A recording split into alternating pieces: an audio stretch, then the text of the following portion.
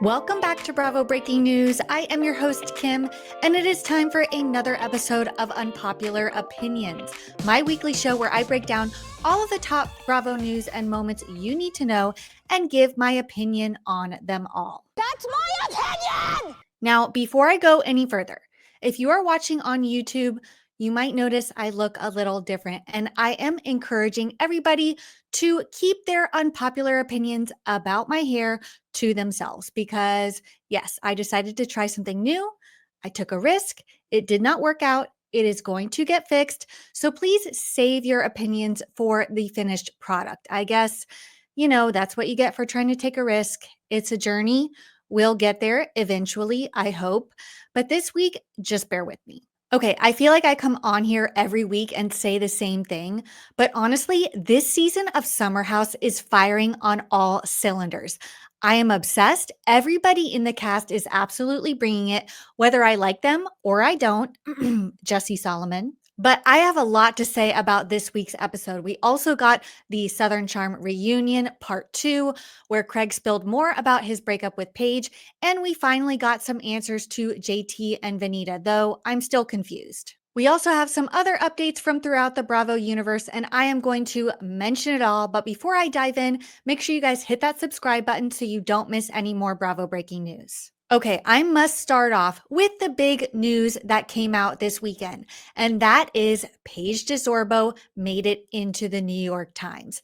Yes, I didn't really think that West Wilson would make it in before Paige, but regardless, she made it into the New York Times Sunday edition. Now, that is a big deal. Her article is titled The Ultimate Millennial Multi-Hyphenate. And I gotta say, that is the perfect title for Paige. Honestly, she does a lot of different things and is absolutely killing it at everything. She talks all about her career milestones as well as promotes her new book, How to Giggle, in which her and Hannah wrote. They did not have a ghostwriter. Her and Hannah wrote this book, every single word. I think it's coming out later this month. And I'm so excited. I have it pre-ordered. I will be reading it.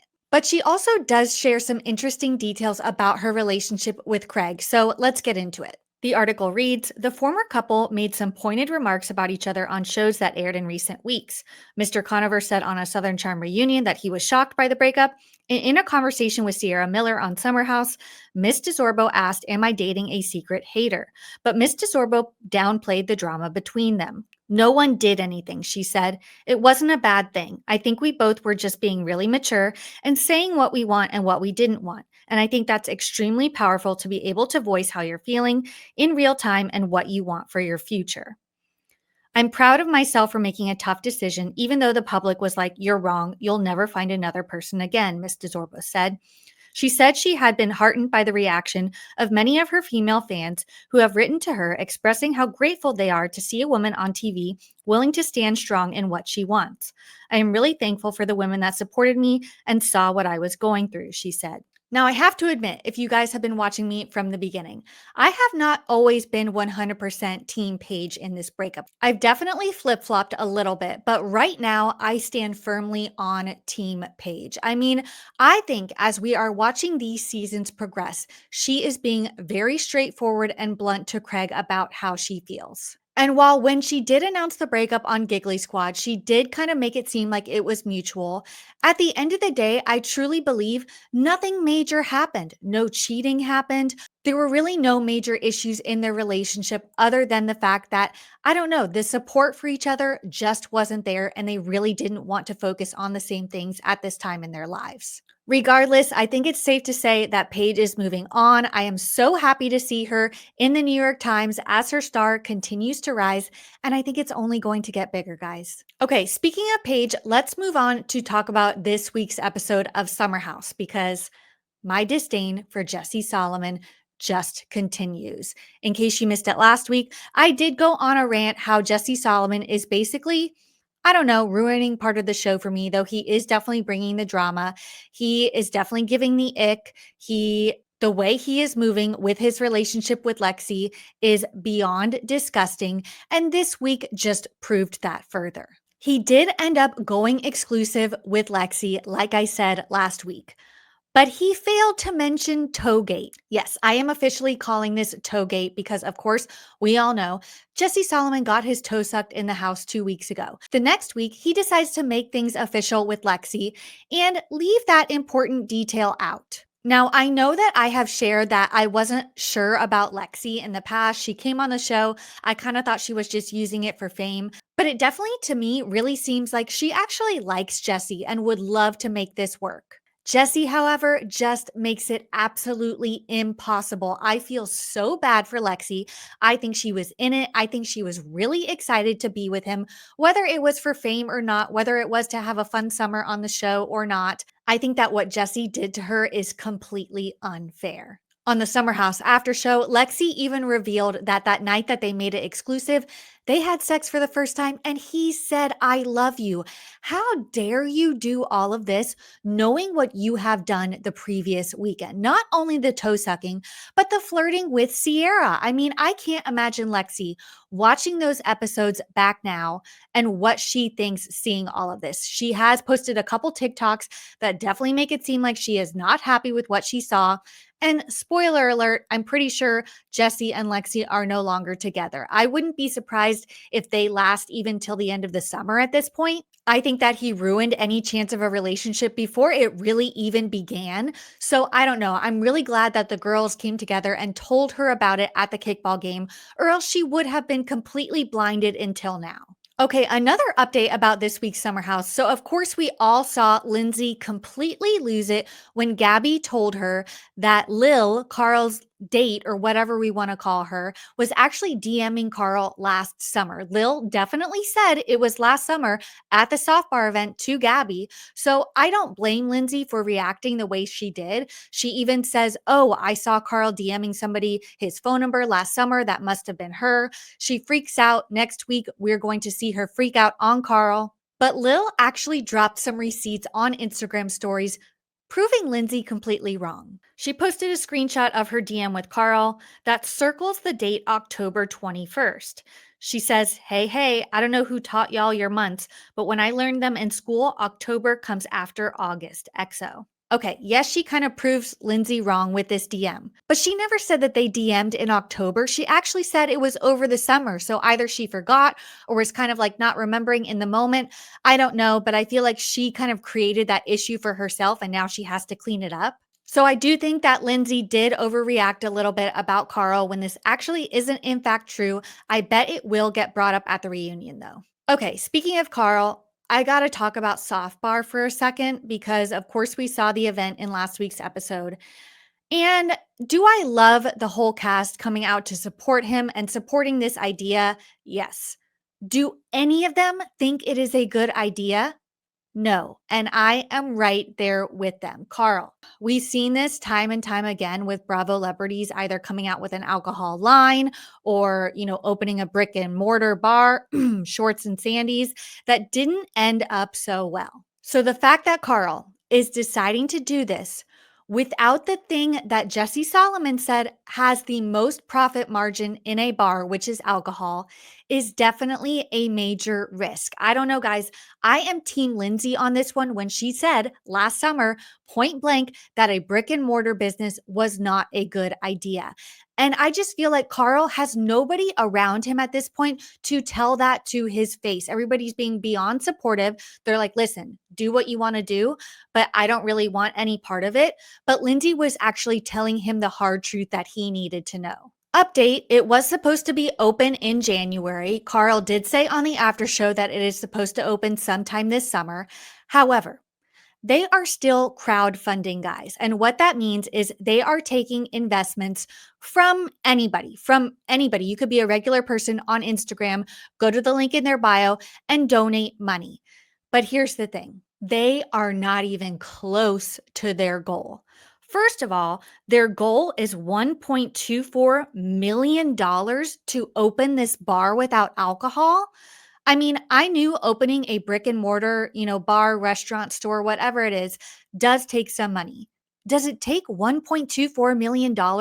What on earth are you spending that on? Second of all, as you can see, They've only raised $145,000, 11% of their goal, and there's only 24 days left to invest. I think it's safe to say that this is not going well. This is not going to plan. I don't know why they need $1.2 million, but I do know why they only have 145 invested. And I'm sorry, Carl, I want this to succeed. I just can already tell.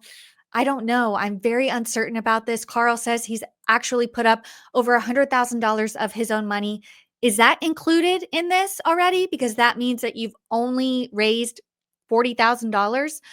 I don't know. It's doesn't look like it's starting off so good. I do want Carl to succeed. I do wish him the best. He is definitely very passionate about this. Maybe shift your focus and passion to the non-alc lover boy. Let's be real. Loverboy does seem to be successful and it does, have brand status. People know what it is. It's sold at grocery stores. I can hop across the street and get it at my local Albertsons. So maybe Carl should really put all of his, time and effort into that rather than a brick and mortar bar in Brooklyn that actually doesn't sell alcohol. That's just my opinion, my unpopular opinion. Let me know if you're rooting for Carl or not. I'm on the fence. Like I said, I wish him all the best. I just don't think this is a very good idea. We also got the sneak peek of next week's Summer House, and the scene that caught my attention was this conversation between Sierra and Paige. Sierra asks her, "Do you ever want to live in Charleston?" Paige replies and said, "No, I am the breadwinner. So why the fuck would you not move to me?" So we know that Craig actually revealed that he was planning to move to New York, but I didn't know that this was the reason why. Paige is the breadwinner of the relationship. I doubt that she said this to Craig's face, but she is saying it on camera to Sierra. And I don't know who I thought the breadwinner was. Of course, we know that Craig has his pillow empire. He has 2 brick and mortar stores. Whether that's a good idea, I'm not sure anymore. He does have his podcast with Austin, though I don't really know the current state of that. And of course, he does make money off the show. But lest we forget, I'm pretty sure that Craig is only a 1/3 owner in Sewing Down South. I know that he has 2 other business partners that he shares the investment with.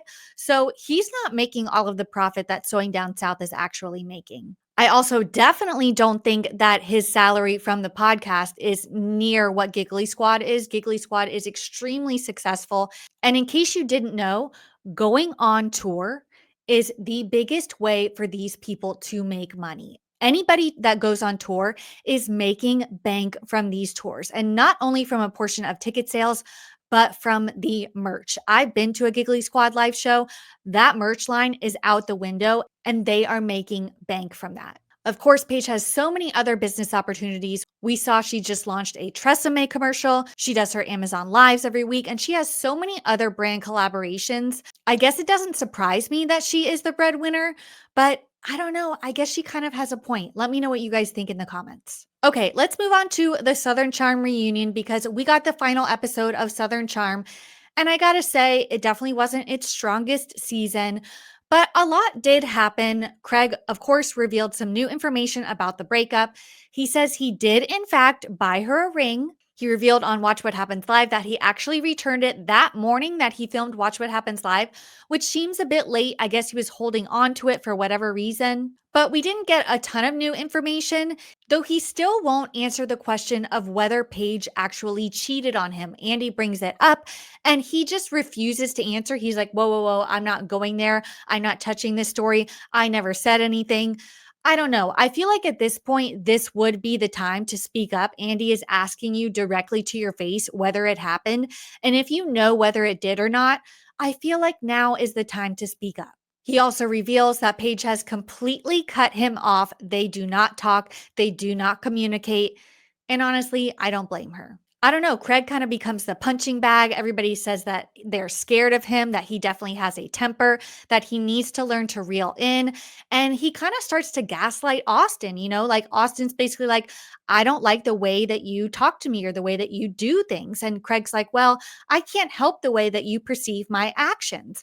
I feel like that's a little bit of gaslighting. I feel like he's not taking any accountability for how he acts. And I just have one question. If every single person on this Southern Charm reunion couch is scared of Craig, calls him a liar and a manipulator and an embellisher, then why are they so mad at Paige for breaking up with him? I feel like they should be able to understand where she's coming from in everything that she is saying. So I don't know. I feel like there is a little bit of a double standard there. We also saw the JT and Vanita of it all finally play out. And I'm still confused. I'm still confused. I guess there was some back and forth between them for a while he had a girlfriend. And then Vanita decided to ghost him because she had had enough. And then JT tried to reach out to her and text her to make sure she was okay. She didn't respond. And then he posts that he has a girlfriend on Instagram. And Vanita is all up in arms about that, but also still wants to be with him. Tell me how any of this makes sense. How does any of this make sense? I'm sorry, but Vanita, you are coming off too strong. You are coming off too thirsty. You're saying you still want to be in a relationship with him after all of this, after he's basically had a girlfriend the entire time he's been talking to you. Did JT lead her on? Yes, I think he did. But did Vanita fall for it?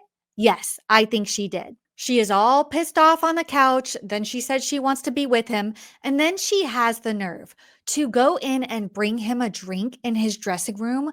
Like, Vanita, you need to take 10 steps back, girl. This is coming off too strong. You need to move on. This man has moved on. It seems like he's been moved on since before you guys even started filming together.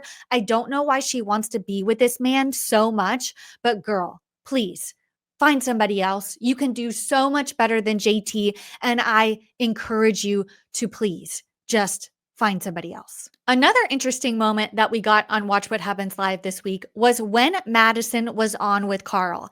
And it kind of seems like there might be some beef between her and Paige. So an audience member came up and asked Madison the question whether or not she's talked to Paige since the breakup, because it definitely seemed like they had a bit of a friendship, at least through Craig. They did double dates. Of course, Paige was there at Craig's pool and Madison came over and they had the matching outfits. So cute. I really loved their friendship and loved them together, but it kind of seems like that is no longer.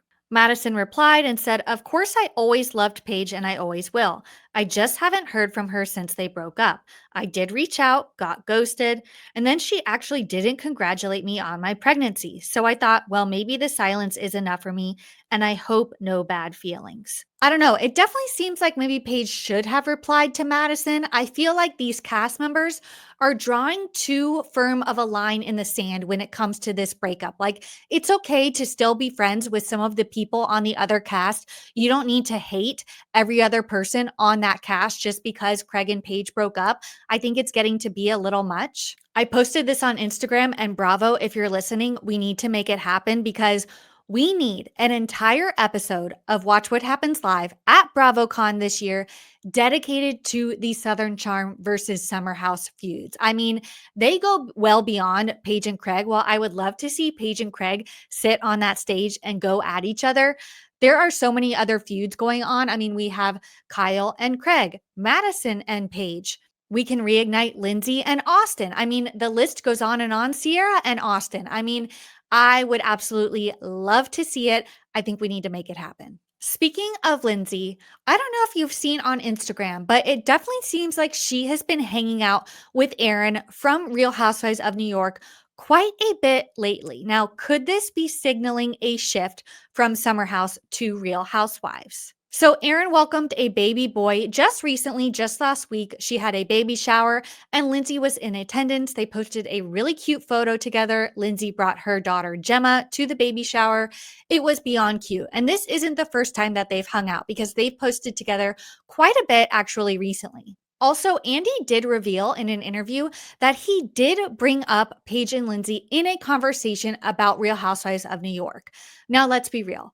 After last season, I think Real Housewives of New York definitely needs a reboot. I don't know. This new cast, I'm sorry. No offense. Don't come for me. Is not doing it for me. I miss the OGs. I will die on that hill that the OGs were so much better than this rebooted cast. But I do think that there is a chance to redeem themselves. And I think that bringing Lindsay on could be the key. I mean, Let's be real. She's grown out of Summer House at this point. She has a baby. She's in a relationship with somebody who doesn't want to be on camera, doesn't want to film. She's kind of just at a different stage in her life than the rest of the people in that house. And I do think that she is better suited for Real Housewives of New York. I would love to see that, honestly. I'd also love to see Paige, though I think that might be a slimmer chance. I don't know. There hasn't been as many rumblings about Paige maybe making that transition, though I do think that both of them have definitely grown out of the show and are ready to move forward to the next step. Lindsay also made news this week by revealing what happened to Bailey. It was so weird seeing Bailey pop up on this week's episode of Summer House after kind of not being around for the last 4 or 5 episodes. We all thought she got fired. Then she pops up again. What's the deal? I don't know. Apparently, Lindsay said that she lied about having a boyfriend. I guess when they casted these newbies this year, they wanted single people. And I think it's very obvious why. I guess Bailey lied about being single. She was in a relationship, had a boyfriend.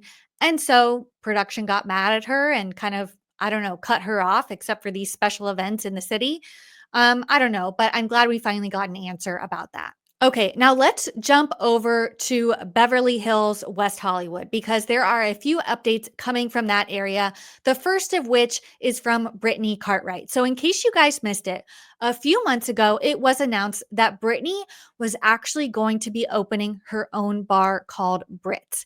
Yes, I guess it was going to be kind of like a competition with Jax's. Brits was going to have her own bar in West Hollywood next to Rocco's. Well, apparently, that's not happening anymore.